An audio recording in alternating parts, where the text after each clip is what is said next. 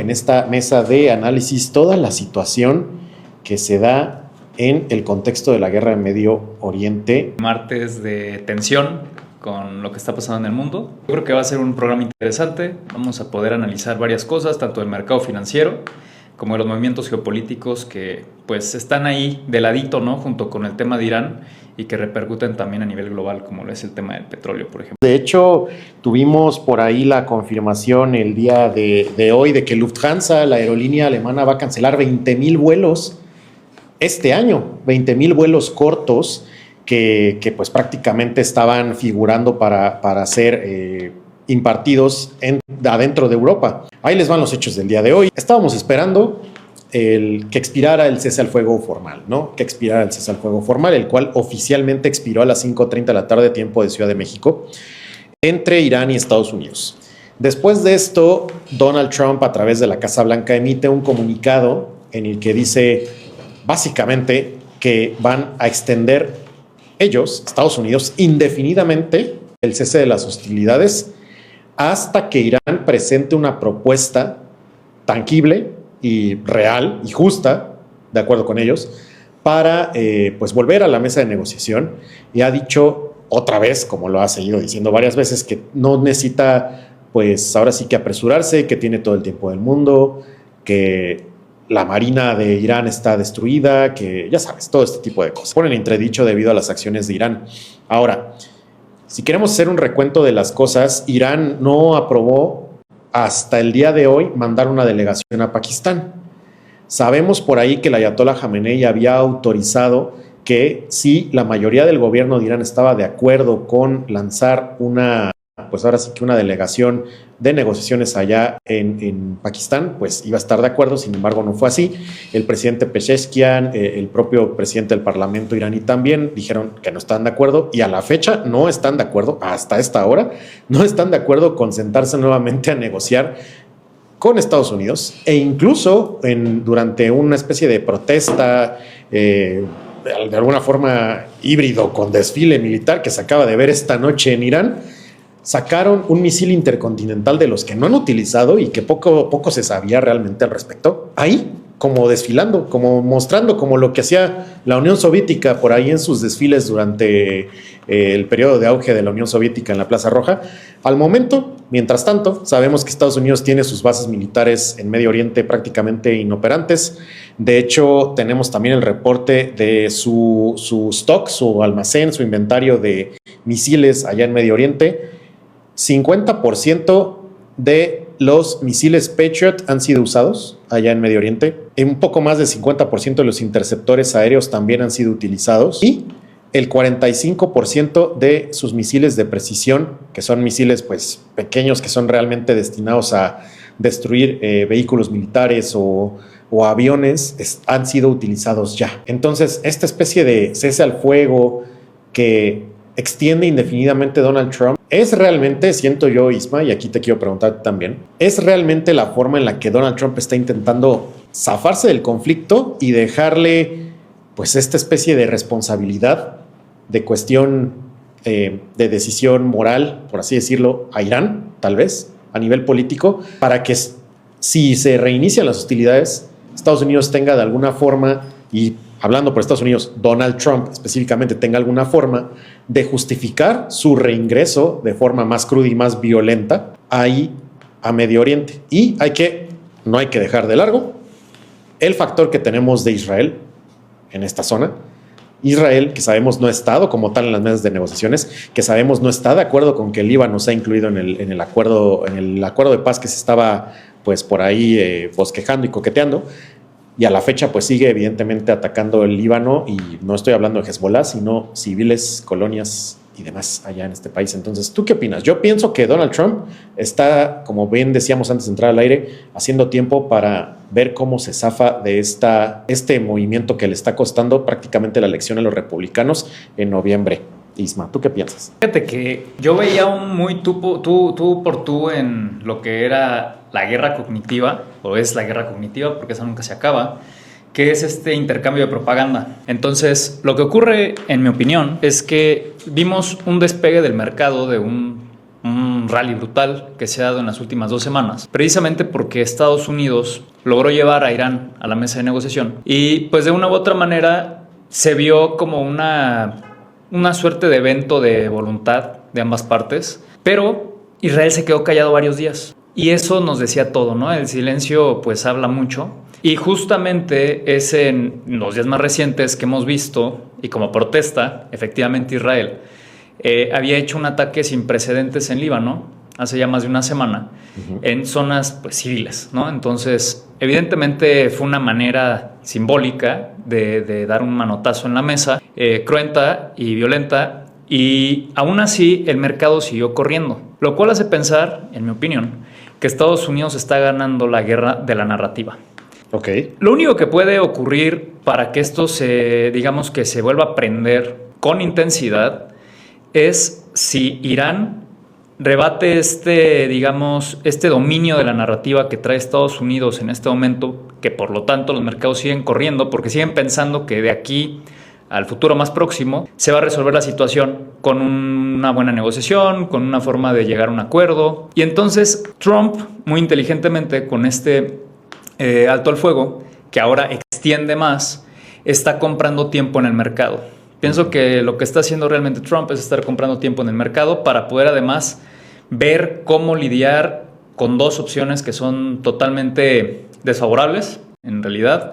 Una, quedar mal con los israelíes, que significaría quedar mal con el lobby judío, con muchos de los poderes que habitan en Estados Unidos y el apoyo que efectivamente muchos presidentes de los Estados Unidos siempre han tenido por parte de estas minorías, entre comillas, porque son grandes empresarios, etcétera, y los apoyan evidentemente para llegar a las elecciones, ¿no? Entonces, creo que quedar mal con Israel, hasta como hemos visto, pues no es opción, porque al final pues ya se hubiera regresado a su casa el ejército de los Estados Unidos. Y por otra parte, Israel es el único que de verdad que no quiere que Estados Unidos se vaya, porque lo que planea Israel pues es que esta guerra no acabe, ¿no? Entonces eso es muy claro. Y del otro lado, la otra opción, que tampoco es muy deseable, es que yendo a atacar a Irán se salga de control esta guerra, reinicia, digamos que una escalada violenta en la cual yo estoy seguro que de todas las partes, de Israel, de Estados Unidos y de Irán, este periodo de alto al fuego ha servido para rearmarse, para reabastecer lo más que puedan, lo que puedan reabastecer. Y pertrecharse, ¿no?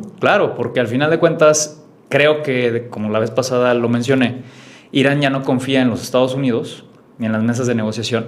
Sabe que es una táctica que se ha utilizado varias veces y que después termina en un evento de decapitación de la propia comitiva que va a negociar o simplemente de alguna cabeza, ¿no? de la jerarquía de Irán en el aspecto militar o de seguridad o del gobierno, o como ya vimos la primera decapitación fuerte de este conflicto y como inicia la guerra, pues fue el ayatolá. Entonces, creo que de alguna manera Trump está entre la espada y la pared y lo interesante es que el petróleo no baja, ni creo que vaya a bajar mucho, pero tampoco está subiendo demasiado y lo que sí sigue subiendo es el mercado. Entonces creo que esto nos da a entender que los mercados financieros, al menos hasta el día de hoy, que ya se veían un poco dubitativos de si seguir avanzando, ¿no? Es decir, que los propios fondos de inversión sigan comprando para que sigan subiendo las acciones. Como que, a ver, vamos a hacer un momento de reflexión. Hemos corrido mucho durante los últimos 15 días. A veces uno se pone a ver ciertos valores y han corrido, entre comillas, en exceso, porque el mercado no tiene que hacer lo que uno piensa que va a hacer, simplemente hace lo que tiene que hacer. Pero efectivamente llega un punto en donde dice, ok, ¿sabes qué? Yo creo que la siguiente semana es de resultados empresariales importantes. Microsoft, por ejemplo, creo que Amazon también por ahí. Entonces, la siguiente semana es muy importante para el mercado y yo estoy seguro que Trump quiere cuidar eso. Entonces, Trump no quiso reventar, digamos que buenas noticias, porque además en la Fed está por haber ahí un cambio, digamos que de la banca o del punto en el que sale Powell, que es ahorita el presidente de la Fed, y para que entre alguien más que pues es más favorito de Trump, ¿no? Y me parece que en ese sentido Trump dijo, no puedo en este momento cortar la inercia de este rally, al menos tengo que dejarlo estable y pues voy a conceder de manera unilateral ya que los iraníes no quieren presentarse. Los iraníes también no es como que no tienen opciones. Ellos, si no se presentan, no les pasa nada. Ellos no tienen un mercado financiero que cuidar. No tienen stakeholders. No tienen stakeholders, ¿no? Tienen una elección en camino. De hecho, no la van a tener pronto. Entonces, quien sí está presionado, pues es Trump.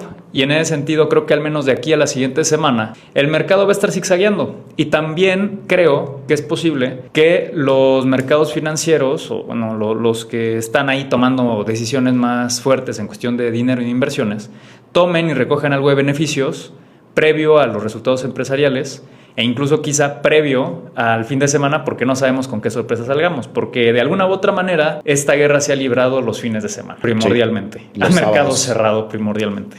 Los sábados en la mañana es cuando a Donald Trump le gusta pues hacer este tipo de acciones realmente, ¿no? De secuestrar, por ejemplo, a Nicolás Maduro o de, como tal, iniciar los ataques contra Irán. Y, a ver, salió también una nota el día de hoy de parte de un agente de la CIA. Estaba en una junta de muy alto nivel donde estaba Kane, el general Kane, que es prácticamente el general a cargo de la operación allá en Medio Oriente, con Donald Trump y evidentemente pues todo su gabinete de crisis, ¿no? Y menciona el agente de la CIA, denuncia, mejor dicho, que Donald Trump intenta tomar los códigos nucleares. ¿A qué se refiere con esto? Que intenta, pues básicamente, bueno, el presidente de Estados Unidos, como saben, tiene atrás de él siempre a un marino, un oficial, que trae consigo siempre la Nuclear Football, ¿no? Que es un portafolio donde básicamente están los códigos de ataque y los planes de ataque para cualquier tipo de ataque o respuesta a un ataque nuclear del presidente de Estados Unidos. Entonces, de acuerdo con este agente de la CIA, Donald Trump estaba básicamente diciéndole al marino: pásame el Nuclear Football, pásamelo. O sea, como si fuera, a ver, pásame la pistola de agua para mojar estos patos, ¿no? O sea, básicamente estaba haciendo esto y cuenta que básicamente la sala se queda fría, helada, de que, a ver, espérate, o sea, no, ¿cómo vamos a hacer eso? No, sí, ya pásamelo. Es momento de acabar con esto. Y quien lo detiene a Donald Trump, quien lo hace entrar en razón, es el general Kane. Irónicamente, ¿no? Que es el general que él mismo ha dicho, pues básicamente que están listos para librar la guerra, ya alertó a toda la Fuerza Aérea israelí y la estadounidense para los ataques. Uno de los personajes más ávidos de que este conflicto, aparentemente, al menos en discurso, de que este conflicto ebulla y explote, ¿no? Lo hace entrar en razón, lo cual nos hace pensar quién realmente está o de quién es el interés real de que esta guerra explote de una forma en la cual no podamos controlar la escalada. O sea, de que llega un escalón a Estados Unidos, Irán responde con otro escalón y así, hasta el punto en el que sea imposible bajar al escalón cero, digámoslo así. ¿A quién le interesa realmente esto? ¿A Donald Trump? O, más bien, al proyecto de Benjamin Netanyahu. Y de ser así, ¿qué tiene Benjamin Netanyahu en la manga con lo que pueda hacerle este tipo de chantaje a Donald Trump? Entonces, de esto que te cuento, Isma, ¿tú a quién piensas que le interesa esta guerra? Porque claramente a Irán en un inicio no le interesaba, por así decirlo, pero a mi juicio en este momento ya lo ven como escalón o bueno, la plataforma, el trampolín para que ellos puedan básicamente ser parte ahora del mundo multipolar y sentarse con los grandes, con Rusia, con China, con Estados Unidos, para repartirse el mundo y verse casi como iguales. Sabemos que no son iguales al 100%, pero casi como iguales, al menos en la forma de librar una guerra, así sea de forma asimétrica. Isma, ¿tú qué piensas? Sí, fíjate que es interesante eso que ocurrió, porque nos dice también algo del estado psicológico del personaje Trump. En este caso, si es que ese rumor, que también puede ser pues un rumor de propaganda, en el cual pues es una señalización, ¿no? Claro. Al otro bando, al rival, para decirle: mira, estuve a punto de hacer esto y me detuvieron, ¿no? Pero yo ya estoy que no me aguanto, suéltenme, déjenme ir a tirar los golpes. Ándale. Y puede ser por esa vía, o puede ser por la vía de la realidad, en donde efectivamente pasó esto. Dicen que incluso, se rumorea, que incluso hizo como un cierto berrinche, sí, y que se salió de control, ¿no? Y que como que lo tuvieron que sacar de la sala para que se relajara. Y de una u otra manera también la guerra enloquece a los hombres. O sea, al final es mucho estrés, es tomar decisiones muy difíciles a cada instante, estar dispuesto a tomar una decisión de dar un revés de mínima proporción. Son muchas cuestiones que definitivamente tienen que afectar poco a poco la mente de quienes están a cargo. Como no dormir, ¿no? Claro, pues de alguna u otra manera tiene que afectar tu sistema nervioso. Entonces, pienso yo que desde el 7 de octubre de 2023, cuando se da este ataque de Hamas ahí a Israel, y que pues cometen este acto en donde había personas en un concierto, etcétera. Posteriormente, al día de hoy, pues ya son 3 tocadas a la puerta, ¿no? O sea, en 2024 hubo ataque, 2025 hubo otro ataque por parte de Israel y este es el tercero. Ya se dicen que la tercera es la vencida. Creo que el simple hecho de esta realidad en donde de forma unilateral Israel atacó a Irán, porque pues al final esta es la primera vez que realmente van en conjunto con los Estados Unidos. Israel ya estaba tocando la puerta 2 veces y en la tercera esperaba que Estados Unidos también entrara tumbando la puerta, que es lo que ahorita estamos viendo que medio está pasando. Y no sé hasta dónde Trump se ha visto limitado por su gabinete o se ha visto limitado por él mismo en conciencia, digamos, de decir no, yo no quiero ir a provocar una destrucción, pues que nunca me imaginé estar tomando esta decisión, porque recordemos que la administración primera de Donald Trump fue bastante pacífica en realidad para ser un republicano. Fue medido, fue de alguna manera combativo, porque es la personalidad de Donald Trump y su psicología, ¿no? Es un personaje que está dispuesto a apostar, literalmente, está dispuesto a jugársela, es agresivo, todo el tiempo está atacando, es parte de su estrategia también de comunicación, pero no llega mucho como al hecho del acto, ¿no? Brutal, por decirlo así. Pero en esta ocasión, lo que yo veo es que Israel no va a ceder, no le conviene que esta guerra se acabe, porque le costó mucho, le costó 2 años, casi 3, pues traer a los Estados Unidos a las puertas de Irán. Y entonces creo que están dispuestos a hacer lo que sea necesario con tal de que no regrese el ejército de los Estados Unidos a su país, ¿no? Sabemos que hay tropas, no sé en este momento cuántas son las que han ido llegando conforme han pasado estas últimas 2 semanas, pero al menos había 50,000 hace 3 semanas, más o menos. Sí, ahorita hay como 63,000. Entonces se ha mantenido, ¿no? Se ha mantenido ahí, lo cual también nos quiere decir que no ha habido una toma de decisión táctica, por decirlo así, desde el área militar, lo cual no descartamos que haya planes, haya escenarios y eso todo el tiempo se tiene que recalcular. También siento que de una u otra manera van a tener que agotar estos escenarios que mencioné la vez pasada que me invitaron por aquí, en donde no sé hasta dónde pueda haber una invasión terrestre. También veo que de alguna manera quizá quieran extender el castigo a Irán para desestabilizar el ánimo de la población, el ánimo colectivo, y que se gire contra su propio gobierno por un tema de inflación o hiperinflación, por un tema de disrupción de cadenas de suministro, por un tema de afectación de los servicios elementales, ¿no? Que cualquier población tendría que tener, como son electricidad, agua, hospitales, etcétera. Y entonces juegas un poco esta estrategia que se juega muy bien, ¿no? En Occidente, que es la del terror. De alguna u otra manera, pues colapsas, ¿no? La psique colectiva a través de los ataques a los pilares fundamentales de la vida social, de la vida, digamos, regular. Y cuando sucede eso, la gente empieza a pensar si esta va a ser la vida de aquí en adelante o qué va a ocurrir. Evidentemente no soy iraní, tampoco conozco, pues digamos, el alma, ¿no? del pueblo iraní para poder decir hasta dónde están dispuestos a aguantar una circunstancia de estas de estar bajo presión. Pero también no es la primera vez que Estados Unidos, que Occidente, por decirle así, o la OTAN, o Israel, etcétera, juegan este juego de las llamadas revoluciones de colores, ¿no? Que significa que se infiltra gente también de operativos de las agencias de inteligencia de estos países, se organizan, empiezan a prender a la gente a través de la propaganda o de esta guerra cognitiva. Y hubo un intento previo a este inicio de guerra en donde fracasaron, pero no sé si vayan a querer aplicar un segundo intento. Lo que sí es que otra vez el tiempo corre en contra de Donald Trump. Porque para tú ganar las elecciones posiblemente en Estados Unidos vas a necesitar a la gente contenta económicamente como en cualquier país. Muy difícil cuando a alguien se le está pasando mal, sobre todo llegando a diciembre, o noviembre en este caso, las elecciones intermedias de Estados Unidos son en noviembre, pues la gente no tiene, ¿no? O se ve complicado todo un año económicamente y empieza a echar mano de sus ahorros o peor aún de los tarjetazos. Sí, se endeuda.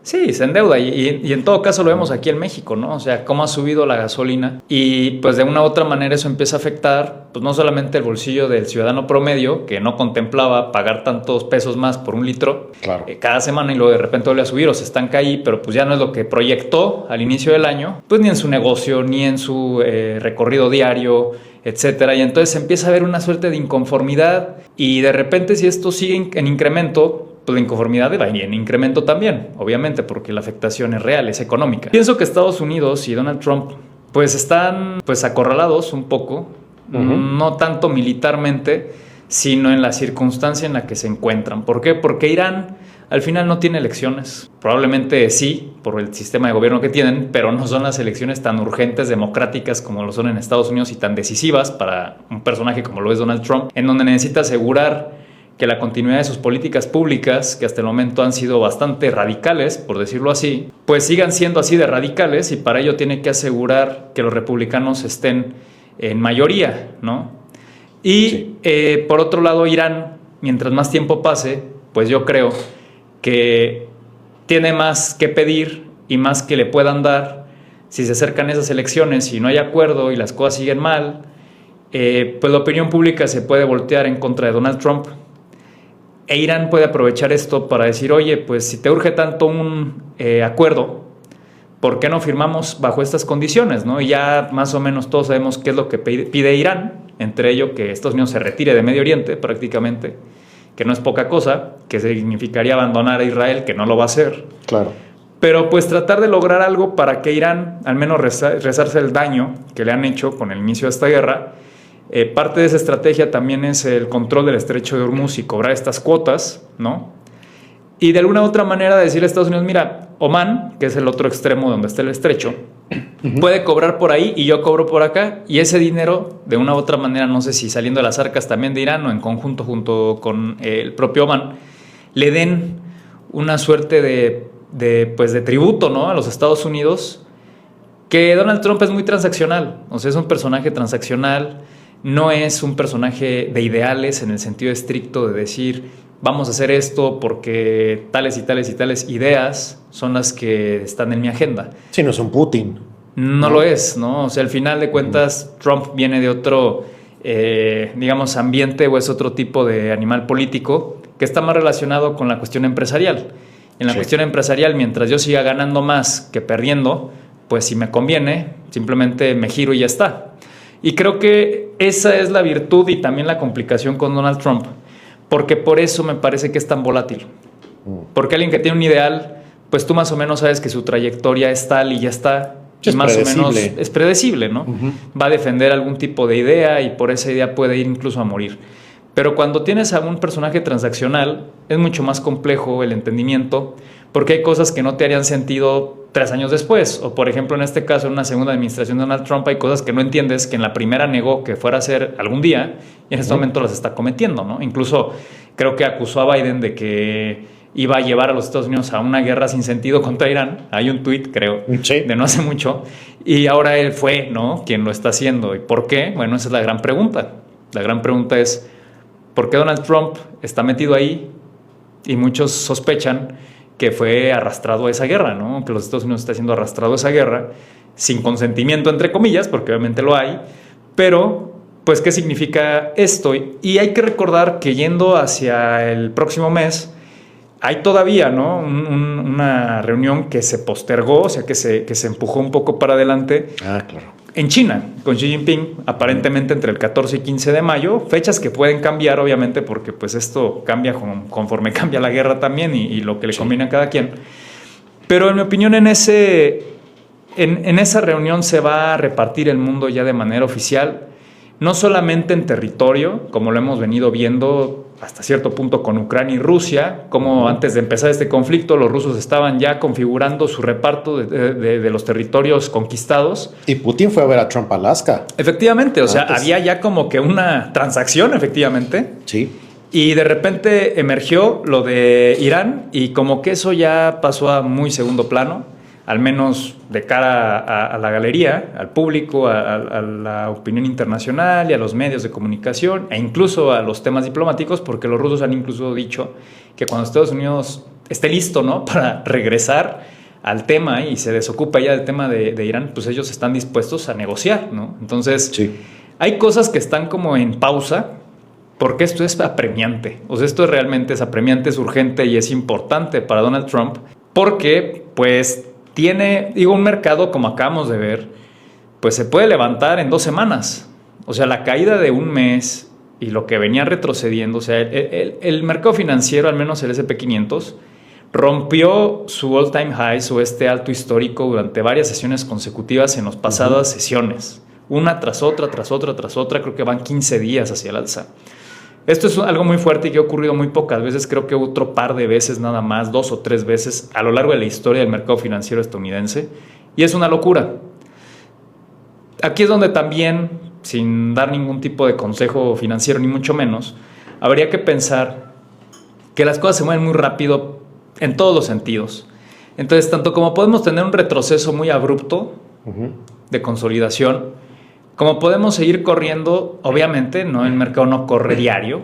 A veces retrocede un poco y tira un paso para atrás y luego 4 para adelante y luego 2 para atrás y luego 2 para adelante y entonces te estás ahí un rato.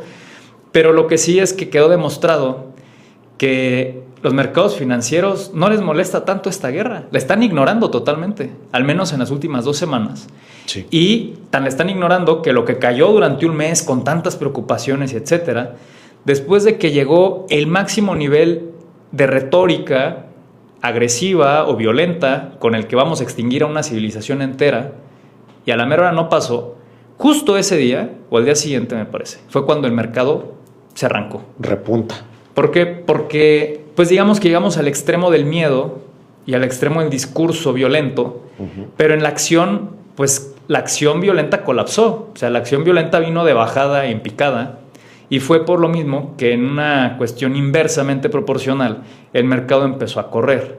Entonces, yo no sé si este asunto, que sería terrible de utilizar bombas nucleares tácticas, puede ocurrir en el futuro próximo o en los siguientes meses, semanas, o uno no sabe, pues como esto, ¿no? O sea, de repente te avisan que el fin de semana el presidente de los Estados Unidos pidió casualmente los códigos para poder utilizar. Casualmente. ¿No? O sea, así como si fuera cualquier cosa. Sí. Y entonces, pues digo, no sé cómo se lo voy a tomar el mercado, pero otra vez considera que el mercado, que los que están en la toma de decisión de los mercados, que son los grandes poderes, digamos, financieros, al menos interpretan que Donald Trump hoy otra vez dijo, mejor no. Y entonces la reacción va a ser interesante mañana, y le recomiendo a la audiencia que quienes estén metidos en la bolsa se fijen, porque es aquí donde uno aprende cuestiones del mercado, qué es, o la psicología del mercado, qué es lo siguiente. Ok, otra vez se, digamos, reculó sobre lo que se supone que iba a hacer, que iba a terminar el cese al fuego, que iba a atacar, o sea, esto significaría que se empezarían a atacar otra vez. Dijo, no, lo vamos a extender indefinidamente porque Irán no se pone de acuerdo. Ya sabemos que a Trump le gusta poner palabras en la boca del otro. Sí. Y luego como que él solo se responde de esa propia respuesta que él se da, y entonces así empieza a manejar la narrativa, porque al final ese es el control de narrativa, ¿no? El poder decir esto es lo que pasó y esto es lo que no pasó, y que te crean más a ti que al otro. Y eso es lo que está pasando ahorita. Y entonces lo único que puedo ver que disrumpa este dominio de la narrativa de los Estados Unidos es... Solo hay una forma en que las narrativas y los discursos se rompen, y esto ocurre en las campañas políticas, y esto ocurre en la realidad de un gobierno, y esto ocurre hasta en tu relación de pareja. El día que tú prometes y medio cumples, pues vas bien, porque todavía eres creíble. Pero el día que te dicen que ya no estás cumpliendo a cabalidad, el otro toma una decisión. La decisión impacta en la realidad de los hechos. El discurso no. El discurso invita a interferir con la realidad de los hechos, y por eso el mercado va subiendo. Pero si mañana Donald Trump tira esas bombas nucleares tácticas, el mercado colapsa.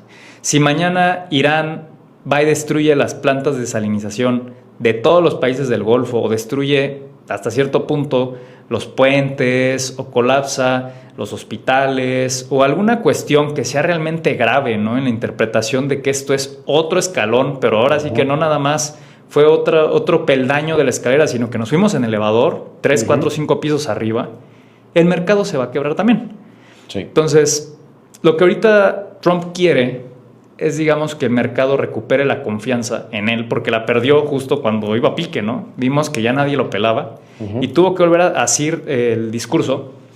Y entonces aquí veo que lo único que puede ocurrir es que si Irán hace una maniobra directa, violenta, de ataque militar, etcétera, real, no un piquete de mosquito, bueno, pues puede que la cuestión de la narrativa ya no la tenga Trump otra vez. Y justo es como a lo que también quería llegar a la última parte acá de esta mesa de análisis, la pregunta que todo mundo se hace es si realmente ya no pasó nada.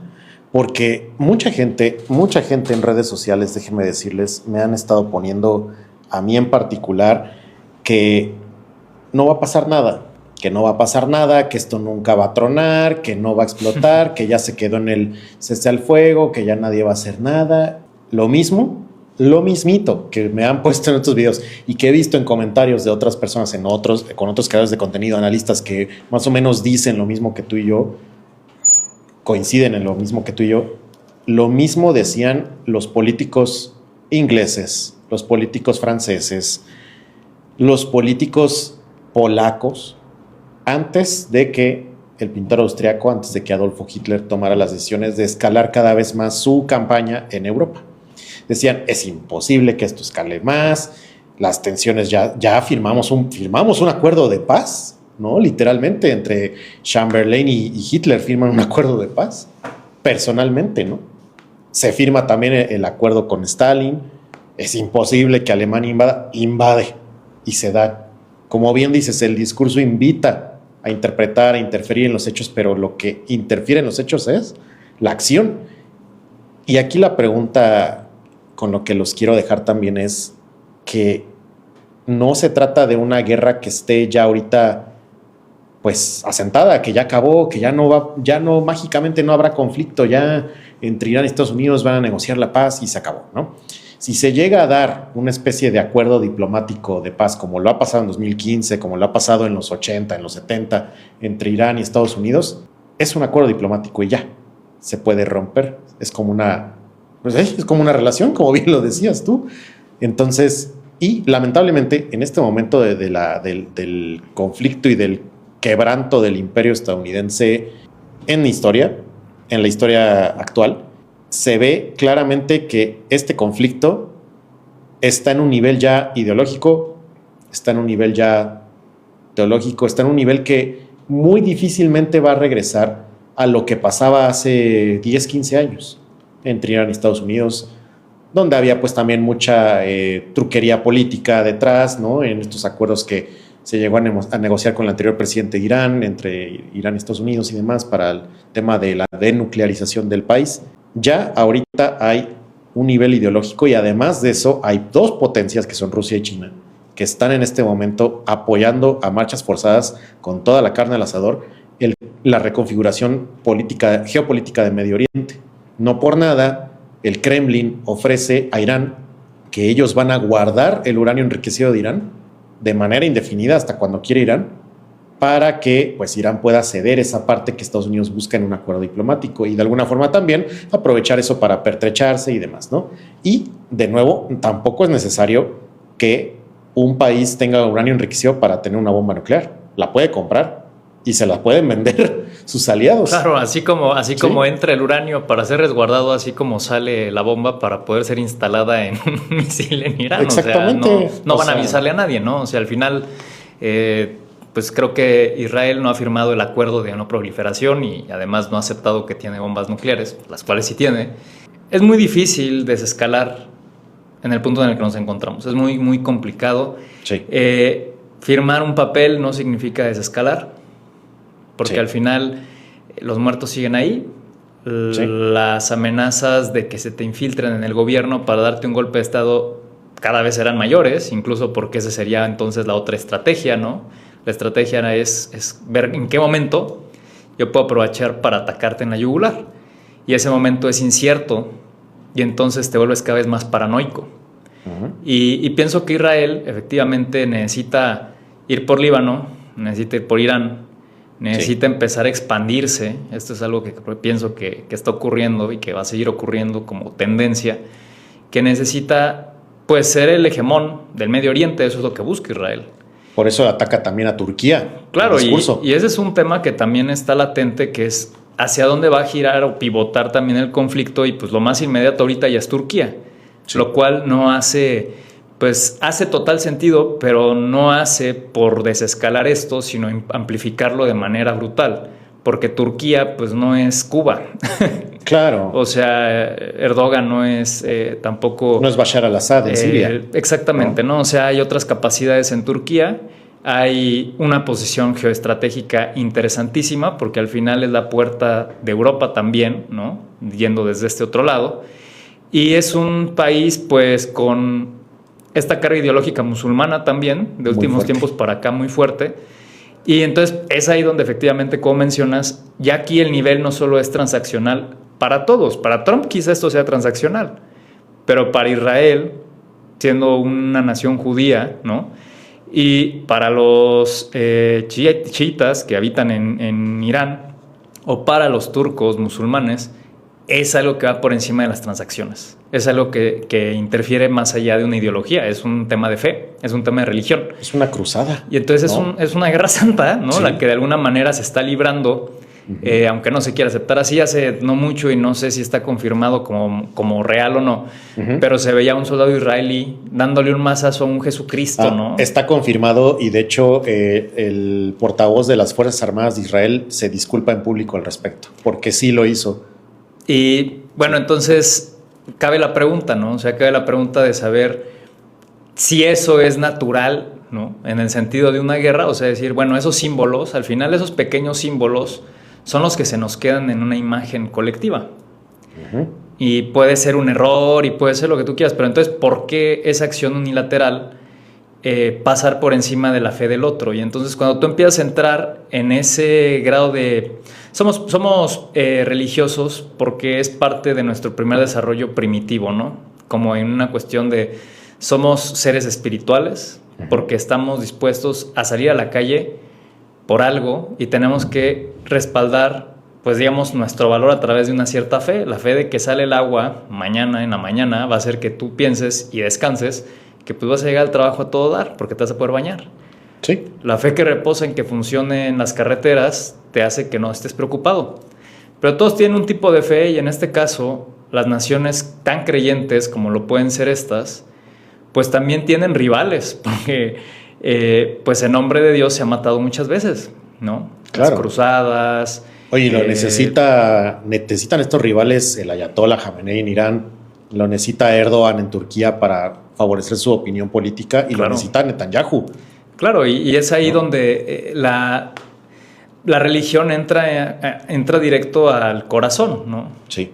Y también la mente después empieza a construir creencias y esas creencias se vuelven patrones también colectivos de conducta y pues se predispone, ¿no?, a la masa a defender o atacar en nombre de, pues, de lo que creen. Y eso es algo que es muy íntimo, ¿no? Y al ser tan íntimo es algo que es totalmente defendible y es algo que es totalmente, pues por decirlo así, es algo que tú no puedes calcular hasta dónde puede llegar ese extremo. Y de ahí que veas tanto extremismo también, ¿no? Radicalismos en muchos sitios. Pues no vimos ahorita el tipo de la pirámide en Teotihuacán.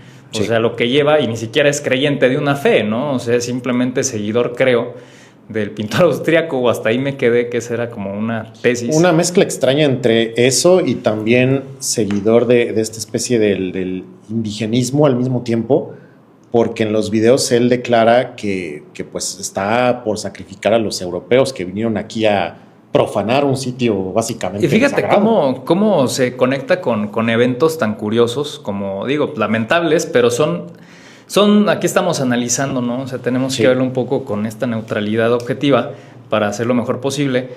Pero ¿te acuerdas de Luigi Mangione? Que mató, asesinó, pues, al CEO de una pues sí, como de una empresa, ¿no? De seguros médicos. Seguros. Y yo creo que cada vez se van a dar más estas acciones unilaterales de individuos, como estos extremismos, pero además ya no son extremismos religiosos, ¿no? Son diagnóstico de una sociedad que no está funcionando muy bien. ¿Por qué? Porque hay gente que está bajo presión. Recordemos que ahí lo que él explicaba es que algo había pasado con el seguro, con su abuela o con él, no recuerdo muy bien, y entonces que prácticamente había sido un fraude el estar pagando, ¿no?, ese tipo de seguro y que por eso él había tomado esa decisión, porque no es justo. Y empezamos a entrar en temas axiológicos o de hablar de valores, lo cual complica más el asunto porque hay quien está dispuesto a matar por justicia. Sí. Porque ya no cree en el sistema de justicia. Sí. Hace poco también en Canadá, un empleado de Kimberly-Clark con 29 años, supongo que tiene mucha vida por delante, se ve joven, pues vio que cuántos beneficios se llevó el CEO o los accionistas, etcétera, porque creció mucho la compañía en cuestión de la bolsa, y pues a ellos les daban, pues digamos que algo que ni siquiera les alcanza para vivir, ¿no? Es lo que él decía, que no le alcanzaba para pagar la renta de su departamento con el salario, trabajando supongo un tiempo completo, etcétera. Entonces este crunch o este empuje de la realidad contra las condiciones de vida y el estándar social o la calidad de vida que uno pueda tener, empieza a orillar a los individuos a tomar decisiones del tipo como este chavo, que destruyó, creo que, pues no sé qué tanto se incendió de esa, creo que manufactura de Kimberly Clark, ahí en Canadá, no me acuerdo si en Vancouver o en qué ciudad, pero creo que el costo fue de $600 millones, ¿no? Al menos en los objetos. Y no es tanto el tema del dinero, sino del impacto que un solo individuo puede hacer, pero lo que está renegando este individuo, que este individuo me parece es un arquetipo de individuo que empieza a surgir en esta época, que no habíamos visto tanto antes. En diferentes culturas. En diferentes culturas, quizá con religión o sin religión, edades, sobre todo jóvenes, Sí. que quiere decir que no ven un futuro posible para ellos. Como los tiradores de las 2 prepas en Turquía, que fueron los primeros tiroteos en escuela en el país, y fueron 2 en una semana. Exactamente. Entonces, en los sistemas complejos, tú ves que de repente empiezan a surgir sistemas dentro del sistema complejo empieza a haber como mecanismos de compensación cuando la cosa ya se está yendo muy lejos, ¿no? De lo que debería de ser el margen del control natural de una homeostasis o de un equilibrio. Y entonces, si aquí estamos viendo un desequilibrio social, económico, etcétera, pues vamos a empezar a ver más conflicto interno en los países, vamos a empezar a ver más acciones de este tipo contra su propia gente. O sea, no me sorprende que ahora, yendo como toda la historia de la humanidad se ha movido, yendo a matar al enemigo que está fuera de tu casa, pues vas todavía con más ganas, ¿no? ¿Por qué? Porque si estás dispuesto a hacerlo adentro, pues los gobiernos, al diagnosticar que hay esta suerte de odio ya contra las cabezas políticas o contra la estructura del orden político, económico, social de un país, pues les conviene más que el enemigo lo enfoques hacia afuera que hacia adentro. Y entonces tienen que mantener discursos extremos violentos, como los del pintor austríaco en su momento, quien se quiere echar ahí un videíto en YouTube para ver qué tan bueno era en la pregona, pues la verdad es que era muy bueno, ¿no? Entonces, muy hábil. Eso fue lo que convenció a las masas, pero esas masas fueron convencidas de ir a invadir otros países. La Alemania de esa época estaba sumida económicamente pues, en un estancamiento brutal comparado con los vecinos. Y entonces, ¿qué es lo que pasa? Que ahorita un presidente, como lo es Donald Trump, presionado para poder ganar las elecciones, un personaje que también analizándolo psicológicamente, pues digo, si todo gobernante tiene su ego, o todo personaje público, político tiene pues, un ego mucho más elevado que el promedio, pues este lo tiene 10 veces más. Oye, que por cierto, tenemos por acá noticia de que Donald Trump está ahorita en la oficina oval leyendo la Biblia en televisión. O sea, está leyendo en televisión nacional la Biblia en este momento. Versículos de la Biblia, nada más porque evidentemente puede y evidentemente en su momento pues se comparó con Jesús, pero digo, añado un poco a este tema del perfil psicológico de hecho. Y a quienes nos gusta, ¿no? Este tema de la teología y que nos gusta leer también sobre filosofía, etcétera, es interesante saber qué versículos está leyendo, ya después me lo voy a aventar yo. Sí, ya lo veremos. Pero porque ahí hay claves.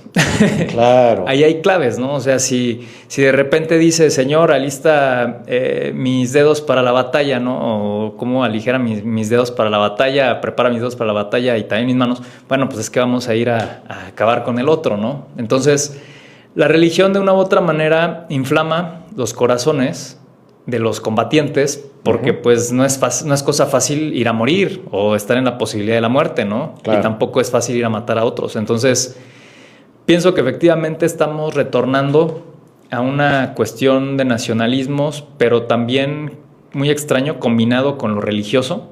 Eso nos complica más, ¿no? O sea, nos complica más porque aparentemente no solo es transaccional ya entonces, sino que hay algo escatológico, hay algo del fin de los tiempos, por decirlo así. O sea, se acabaron los buenos tiempos, por decirlo así, y están surgiendo los tiempos de la guerra otra vez, que si alguien recuerda, ¿no? Es algo así como que el mundo cambia pero hacer prácticamente lo mismo, solo que vamos como en espiral, repitiendo patrones cada 80 o 100 años, cada 80 o 100 años, 200 años, 300 años.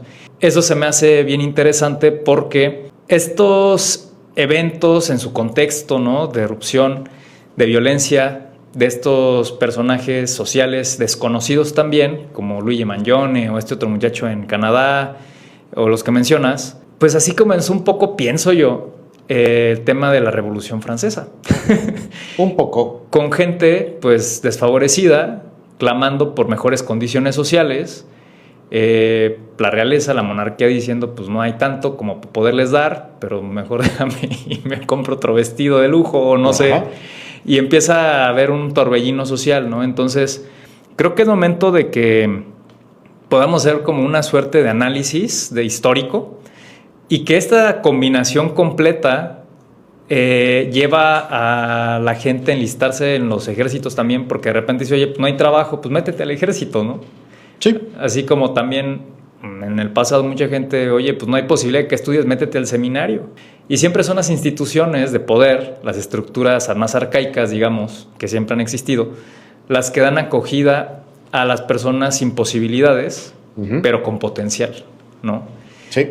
Y entonces creo que el mundo va otra vez, como lo habíamos mencionado desde hace un par de años en nuestro podcast, va hacia más militarización, de ahí que mucho del enfoque de la inteligencia artificial sea para la vigilancia ciudadana, porque estos eventos, pues si los puedes anticipar, qué mejor. Y eso es lo que se vende también a los accionistas y a los gobiernos.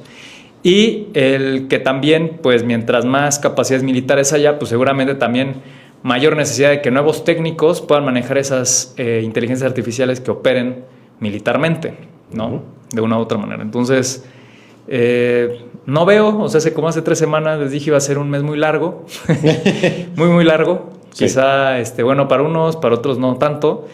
¿Por qué? Porque este conflicto no se firma y ya está. O sea, esto no viene... El acuerdo de paz, como bien dijiste, se puede firmar, pero solamente se modifica la lógica del conflicto. Sí. Por un tiempo. Pero ya se transgredieron líneas rojas que no van a volver a hacer. Y es ahí donde está el peligro, ¿no? Entonces ahora imagínate que tiraran las bombas tácticas el fin de semana. No, pues hoy ya quizá no estaríamos aquí hablando. Claro. Porque hay una reacción en cadena a nivel global, ¿no? Y creo que 20 países o no sé cuántos más se van a sumar a tener también bombas atomicas en el próximo, en el futuro. Turquía ya lo está vislumbrando como tal, tener como tal capacidad para producir sus armas nucleares, por ejemplo. Y lo interesante es esto, ¿no? Oye, ¿y por qué? O sea, ¿por qué querrías una bomba atómica? Bueno, porque yo veo que Corea del Norte nadie va y lo molesta. Exactamente. ¿Por qué? Pues porque tiene armas nucleares que está dispuesto a usar este señor. Sí. Pero Irán no tenía ni una y pues ahí está el pobre sufriendo, ¿no? Así es. Y pues con este último comentario, es momento ya aquí de cerrar esta mesa de análisis. Gracias a los que nos han estado escuchando por radiociudadypoder.mx, por la aplicación de Seno Radio, Seno con Z, y en 95.9 FM Tu Radio a los que están en Querétaro, igual a los que han estado en TikTok dando like y por ahí uniéndose. Muchas gracias. Ángel, Omar, Luis González y Jessy, muchas gracias por haberse conectado.